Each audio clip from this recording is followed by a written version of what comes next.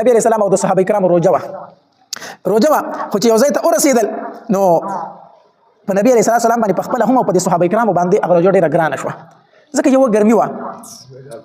ګرمي وه دویم جهاد ته روانو نو کمزورتیا هم په بدن کې راتله نو چې نبی علیه السلام وکتل چې زما صحابه کرام د روژې د وجې نه کمزوري کېږي نبی علیه السلام صحابه کرامو ته وفرمایل روژه ماته کړئ روژه تاسو څه کوئ ماته کړئ ځکه حدیث مبارک کې راځي لیس من البر الصيام فی السفر دا نیکي نه ده چې ته په سفر کې روژه ونیسې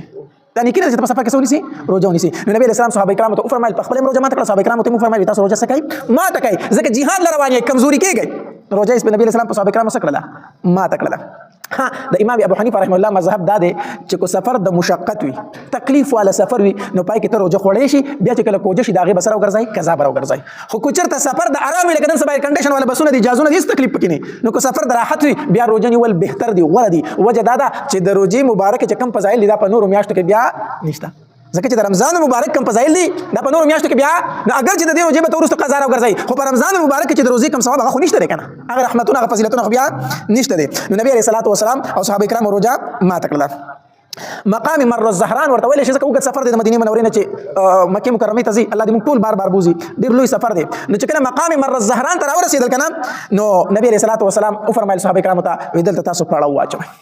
پړاو واچوئ دلته کې ځکه شپه ده دلته آرام کو ماسخوتن ټیم نو چې سیده تیاره خوره شوه که نه نو نبي علیه الصلاة والسلام وفرمایل وایي د خپلو خیمو سره اورونه بل کړئ اور نه دی اور بل کړئ دا د عربو عادت و چې کوم ځای کې به یې پړاو اچو که نه نو هلته کې به یې د خپلو خیمو سره اور بل کو یو خو پخلي مخلي به هم تیارول ځان له دویم دا اور به یې ځکه بل کو چې دا لوکي برخ وخېږي او خلک یې ویني چې دلته قافله راغلې او قافله پاتې کېږي نو خلک به راغلي د هغې سره به تجارت وکړو څه به یې په دوی خرڅ کړو څه به یې د دوی نه واخیستل داسې تجارتي قافلې به روانې وي نو د اور به یو علامت به ودلې نه به ښکاره شو چې پلانکي ځای کې قافله د خلک به راټول شو نو تجارت پالته کې وشو میله به ولګېدله نو نبي علیه الصلاة والسلام فرمایل وی د خپلو خیمو سره تاسو بل کوئ اورونه بل کوئ دغلته کې مکې والا ته خو پته وه چې موږ د نبي علیه السلام سره واده خلافي کړې ده او یو ورځ به نبي علیه السلام په مکه باندې حمله کوي کو کړې ده خپل ځان خو ورته معلومه و چې موږ بدعهدي کړې ده نو دوی به کله کله د شپې چکر لګو چې یاره د مدینې منورې د طرفه خو خیر دی که نه څه حمله ممله خو نه کېږي نو درې تنه راوتي وو یو ابو سفیان ابن حرب او دویم بودیل بن ورقه او دریم حکیم دا درې کسانو د مکې سردارانو دوی راوتي وو بارې چکر وو چې یاره د مدینې منورې د طرفه خو خیر دی که نه څه حملې مملې خو بس دغه نه دوی چې وکتل خیمې لګېدلې او ورونه بلیږي دا یو بل نه تپوس کوي وایي بودیله د ابو سفیان د بودیل نه تپوس کوي بودیله معلومیږي دغلته کې چې قافله راغلي اور بلګي خیر خو دی نو دا بودیل ورته وایي دا د بنو خزاعه یو لښکر دی هغه دغلته تېرېږي د بنو خزاعه یو لښکر دی په دغې طرف باندې تېرېږي نو ابو سفیان ورته وایي بودیله لږ د عقل لږ کار واخله بنو خزاعه دومره زیات دي ته خو د خیمو د ورونو ته وګوره که نه هغه دومره زیات دي او چې ډېر خلک د ټول ملک د اور نه ډک دی ویزه چې لږ تماشا وکړو خواله ورشو که نه چې لږ ورنږدې شو د نبي علیه السلام صحابه کرامو هغې چوکیداري کوله دا درې واړه ونیول ګرفتار یې کړو چې ونیول بس یو ابو سفیان ونیو دویم بودیل بن ورقه او دریم حکیم دا درې واړه ونیولو چې ونیول عباس رضی الله تعالی عنه مسلمان شو که نه دلته ورسره کسان خبرې کوي څوک وایي وجنو څوک وایي نبي علیه السلام خواله بیا دا خبرې ورسره کوي په دې کې دغه تېرېدو عباس رضی الله تعالی عنه عباس رضی الله تعالی عنه په خچره باندې سور دی نو چې خبرې واورېدې ویره دا خبرې خو د ابو سفیان دي خبرې د چا دي د ابو سفیان وایي پېژندو که نه نو اواز یې ورته ورنږدې ولغوي ای ابو سفیانه ابو سفیان منډه کړوي عباس ته دلته وي او زه دلته یم وي وجنې مې ما بچ کا نو عباس رضی الله عنه فرمایي ای ابو سفیان قسم په الله کو د بچ کېدو بلې لارې خو زما خچر ته راخېږه نه به بچ کېږي زما خچر ته راخېږه بس ابو سفیان منډه کړه د عباس رضی الله عنه په خچر سره شاته کېناستو عمر رضی الله عنه چې وکتل چې ابو سفیان دی تورې راویسته او رامنډې کړې رامنډې و چې دا خو د نبي اسلام د ټولو نه سخت دښمن دا دی ځکه غزوه بدر کې دی و په غزوه احد کې دی و په غزوه خندق کې دی و په ټولو جنګونو کې د نبي اسلام خلاف جنګېدل او مشري به یې کوله عمر رضی الله عنه چې ولیدل چې ابو سفیان لاس له راغلی دی مسلمان شوی هم نه دی توره راواخېسته او رامنډې کړې ابو سفیان د عباس رضی الله عنه ته فرمایي وی عباسه وی دا پوری خو عمر نه دی را روان وی را روان دی وی قسم په الله زما د مرګ دپاره را روان دی وی زما د مرګ دپاره را روان دی جو عباس رضی الله عنه خچر په منډه کو اوس عمر رضی الله پیدل عباس رضی الله په خچرو دی په منډه اغستی دی نو د شا اړې ورته عمر آواز وکړو وی عباس قسم په الله لږ ودرېږه دا خو د نبي اسلام ډېر سخت دښمن دی ته زما نه چېرته ځغلی او که د نبي اسلام خواله دی به اوس بیا زما په لاس نه راځي ځکه چې دی مسلمانېږي او نبی اسلام له پناه ورکوي خو د نبی اسلام د رسېدو نه مخکې لږ مال راکړي چې به خپله توره لږه ساړه کړم عمر رضی الله عنه چې منډې وخي عباس هم په منډه اغوستی دی د هغه نه زغلي او عمر هم ته منډې وي حتی تر دې چې د نبي اسلام خواله یې ورسوم وي د الله پاکه پیغمبره ابو سفیان دی را سره ابو سفیان دی را سره نبی علیه الصلاة والسلام ورته وفرمیل ښه ابو سفیان دی او دې کوم ځای وي ستا ملګرو ګرفتار کړی دی ستا ملګرو څه کړی دی ګرفتار کړی دی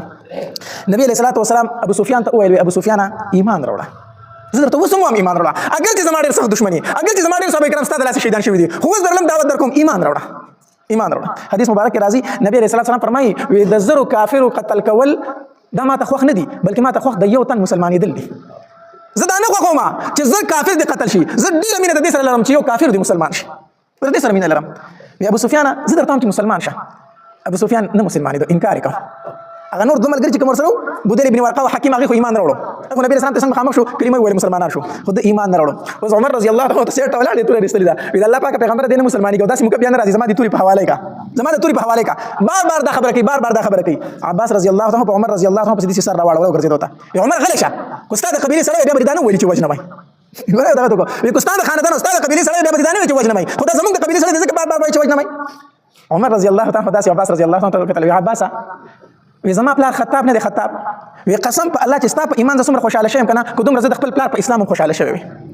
وی چې زه خبر شوم چې عباس مسلمان شو وی ما ته دومره خوشالي رااله کو خطاب مسلمان شوی زما پلار زه دومره خوشاله دم ای وجه دا کنه چې ته د نبی رسول الله ترې او ستا په ایمان باندې نبی رسول الله ډیر خوشاله شو نو چې ما وکتل چې د نبی رسول الله تر مسلمان شو نبی رسول الله کوم خوشاله ده کنه وی ما ته خوشاله ډیر محبوب ده وی زما زړه خو داسې نور چې تر ته سوای نه غراته وای نو زه دې د دې وجه نه وجه ما چې زما د قبيله نه دی زه دې د دې وجه نه چې د نبی رسول الله ډیر سخت دشمن دی نبی رسول الله عباس رضی الله عنه فرمایل یا عباس د خپل خیمه ته بوزل تبشپو کی د ابو سفیان ځان سره بوزا ال تبشپو کی کله صحابه کرام ګورې پریدینا د ځان سره بوز خپل خیمه ته نو عباس رضی الله عنه د ابو سفیان ته دعوت ورکړي وای ابو سفیان مسلمان شه ټول عمر مګټو ته لوټو ته بوټو ته سجدي وکړي سي راکړو متانو ته سجدي وکړو څه هوتی مونتل مسلمان شه او تا تم پته چې دا رښتینی پیغمبر دی او زم ما تم پته چې زما دا وراره رښتینی پیغمبر دی وای په ایمان راوړي ابو سفیان ته جواب کې څه وای یا عباس ډېر خفه راته چې رښتینی پیغمبر دی خره ته علم دی ولې نه وایي کوم چې رښتینی پیغمبر دی ویولې ایمان راوړي مړ څنګه ایمان راوړم غیرت را اجازه نه راکړي غیرت لري اجازه نه راکړي زه اوس په ایمان راوړم د خلک بسوي زمونږ د پښتو غیرت دی کنه زمونږ د پښتو غیرت دی مړ وي دا کروڑ مې د پسینوري تاوان خدا کار نه کوم زمونږ د پښتنو د غیرت کنه ته سړی په جرګه کې سوال کوي مینت کوي دا ورته مچره کې ستا په کې پیدا دا کار ولې نه کوي مولوی صاحب د پیدا نه زما د یو کروڑ نوري تاوان خو نه کوم نه کوم ولې نه کا بس مال غیرت د اجازه نه راکړي نو هغه د جاهلیت غیرت د جاهلیت غیرت وی خره ته پته د رښتینی پیغمبر دی رښتینی پیغمبر دی ایمان ولې راوړي مړ نه زه په خلکو سره څنګه مخامخ کوم چې په ایمان راوړم په ایمان راوړم بهر حال عباس رضی الله عنه قائل نه کو په خبر باندې په خبره قائل نه کو چې ایمان راوړم سحر شو بیا سره عباس رضی الله عنه ملګری دی وی راځه نبی رسول الله خالص خو چې څنګه روان دی په نبی عليه السلام سترګې اولګې دي کنه نبی اختیار وی اشهد ان لا اله الا الله واشهد ان محمدا عبده ورسوله ایمان راوړ ابو سفیان مسلمان شو چې مسلمان شو ابو سفیان عباس رضی الله عنه نبی عليه الصلاه والسلام ته فرمایل پیدا الله پاک پیغمبران د ابو سفیان چې د مکه سردار دی د مکه مشر پاتې شوی دی نو ته د فخر له خون ورکې دا خو چې ماته لکه یو امتیازي غونډه شان وي لکه دا خبر سره لګمینه ده نو ته یو خدای غونډه ورکې چې په خوشاله شي نبی عليه الصلاه والسلام فرمایل وی څوک چې د ابو سفیان کور ته په مکه کې داخل شو هغه ته امن دی هغه ته څه امن دی دا نبی اسلام یو عزت ورکو کنه د ابو سفیان کور ته چې په مکه کې څوک داخل شو هغه ته امن دی هغه ته موږ اسنه وایو ابو سفیان ورته ویل الله پاک پیغمبر زما کور خدوم ردی نه چې ټول خلک په داخل شول کسان په داخل جوړ به ترته زی نو نبی اسلام فرمایل وی څوک چې حرم ته داخل شو هغه ته امن دی هغه ته موږ سره وایو اذا الله پاک پیغمبر حرم کوم دومره غټ نه ټول مکه خلک په کنه راځي ته بس خلک داخل شنو بیا دا نورو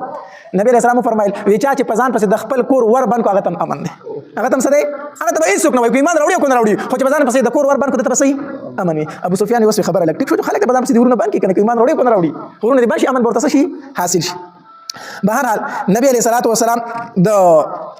بیا نبی علیہ السلام عباس رضی الله عنه فرمایل وی د ابو سفیان یو غونډه ته اوخی جواب چې دا ټول صحابه کرام ویني چې څوک ورته سونه وي ځکه چې هر سړی د قبیله د مکی سردار ابو سفیان د خپل سره د پماټ پسې ګرځي نو د غونډه ته اوخی جواب چې دا ټول مجاهدین ویني چې څوک ورته سونه وي چې پته ودول چې دا مسلمان شوی دی وی ټیک شو راځه نو ابو سفیان ځان سره داسې غونډه ته اوخی جواب عباس رضی الله عنه سره ودرېدو نو داسې قافلې را روانې دي یو قافله را روانه ده د مجاهدینو د صحابه کرامو او د یو امیر دغه جنډه نیولې ده مهاجرینو قافله رااله او دا غینه مشر چې مخې ته امیر روانو هغه حضرت زبیر رضی الله تعالی عنه هغه جنډه نیولې ده او شاته پسې مهاجر صحابه کرام روان دي بل قافله د مجاهدینو داسې رااله مخکې د یو امیر روان دی سعد بن عباده رضی الله تعالی عنه دا قافله د انصار وه